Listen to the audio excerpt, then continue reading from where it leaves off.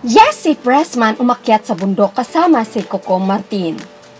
Bagamat sa katatapos lang na kaarawan niya si Pressman at naging simple lang ang selebrasyon sa araw na iyon. Subalit pagkalipas ng birthday ng aktres ay nagliwaliw ang dalaga. Sa kanyang post makikita na sa biyahe ang aktres at may nakalagay na "Going off grid for a while fam."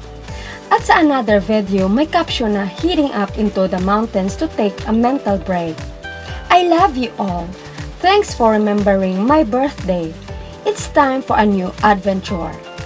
Marahil kailangan talaga niya si Pressman ng break dahil kamakailan lang ay napakabisi niya sa shooting at campaigning para sa AP Party List 164. Kaya minamabuti niya si Pressman to take a new adventure. Samantala, nahagip ng kamera ang sasakyan ng aktor-direktor na si Coco Martin. Komento ng netizens, magkasama ang dalawa para sa new adventure na sinasabi niya si Pressman. Sa kabilang banda, hindi mapipigilan ng sambayanan ang kilig sa kanilang nakita. Kaya ating abangan ang susunod na ganap.